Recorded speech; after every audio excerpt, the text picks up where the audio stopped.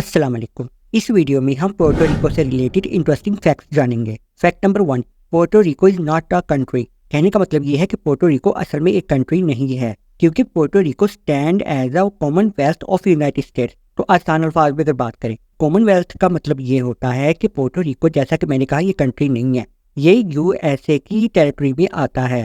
और कॉमनवेल्थ का मतलब ये होता है कि कोई भी दो गवर्नमेंट और उनके लोग या मतलब पब्लिक आपस में एक दूसरे के साथ लूज इंफॉर्मेशन शेयर करते हैं। अब मतलब यूं है कहने का कि पोर्टो रिको के जो लोग हैं वो बगैर पासपोर्ट के यूएसए जा सकते हैं और यूएसए के लोग बगैर पासपोर्ट के पोर्टो रिको आ सकते हैं।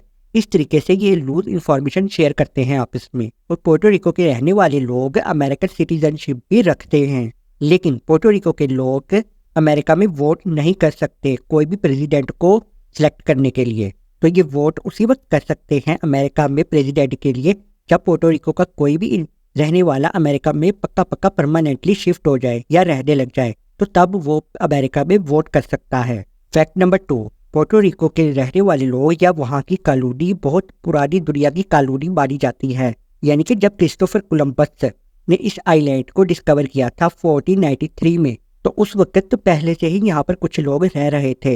हालांकि क्रिस्टोफर कोलंबस ने वहाँ पर सिर्फ 2 दिन के लिए ही स्टे किया था। फैक्ट नंबर 3, पोर्टो रिको का जो आज आप नाम सुन रहे हो, इससे पहले भी इसके कई नाम बदले गए थे। अभी जब क्रिस्टोफर कोलंबस ने भी इस आइलैंड को डिस्कवर नहीं किया था, तो भाई इसको बोरिकन कहा जाता था। और बोरिकन का मतलब था लैंड ऑफ वैलियंट। अब लैंड ऑफ वैलियंट का मतलब होता है बहादुरों की सरजमीन। और बोरिकन एक टाइनो लैंग्वेज का वर्ड है। अब टाइनो आप स्क्रीन पर भी देख सकते हो भाई, तो ये इसी लैंग्वेज का एक वर्ड है बोरिकन। फैक्ट नंबर 4, पोर्टो रिको में काफी बड़ा केव का नेटवर्क भी पाया जाता है, मतलब गारों का नेटवर्क। फैक्ट नंबर 5, यहाँ पर काफी सारे सैंडी बीचेस पाए जाते हैं और ये तकरीबन 434 किलोमीटर का एरिया कवर करते हैं। फैक्ट नंबर 6, कोकोनट्स यानी कि नारियल, ये पोर्टो रिको में पहले नहीं होते थे। असल में एक स्पेनिश ने इसको इंपोर्ट किया था, तो तब कोकोनट को पोर्टो रिको में इंट्रोड्यूस किया गया था 1542 में।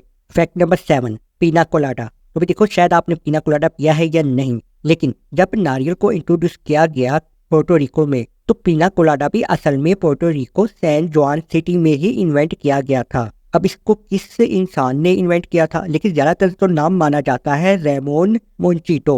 ये नाम आप स्क्रीन पर भी देख सकते हो। और पीना कोलाडा को इन्वेंट किया गया था 1954 में। और यहाँ पर एक और बात, सैन जुआन जो कि एक लार्जेस्ट सिटी है पोर्टो रिको का, और कैपिटल सिटी भी सैन जुआन ही है पोर्टो रिको का। और आखिर में फैक्ट नंबर 8, पोर्टो रिको में एक नेशनल फॉरेस्ट है जिसे कहा जाता है एल के।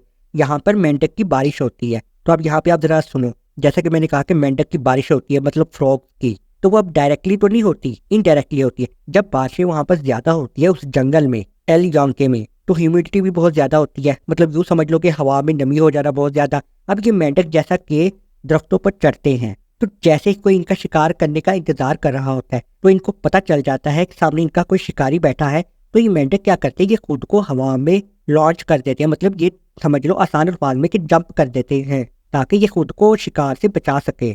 और ये तकरीबन 30 मीटर ऊंचाई से भी जंप करते हैं, तो जिसकी वजह से कोई भी अगर दरख्त के नीचे बैठा है या वहां से गुजरेगा तो जाहिर है ये मेंढक उसी के ऊपर गिरेंगे। तो भाई खैर डरने की बात नहीं है, ये हार्मलेस होते हैं, ये कुछ भी नहीं कहते। तो इस तरीके से वहां पर मेंढक की बारिश होती है जो कि इनडायरेक्टली होती है। डायरेक्ट तो जाहिर आसपास से तो नहीं गिरते, ये दरख्तों से ही गिरते हैं नीचे। और इस मेंढक को कहा जाता है कोकी फ्रॉग। इसको कोकी नाम भी इसलिए दिया गया है क्योंकि इसकी आवाज भी कोकी की तरह ही निकलती है, इसलिए इसको कोकी फ्रॉग कहा जाता है। तो इस वीडियो में सिर्फ इतना ही। अगर अच्छी लगे तो लाइक कर देना, चैनल को सब्सक्राइब कर देना। अल्लाह हाफिज।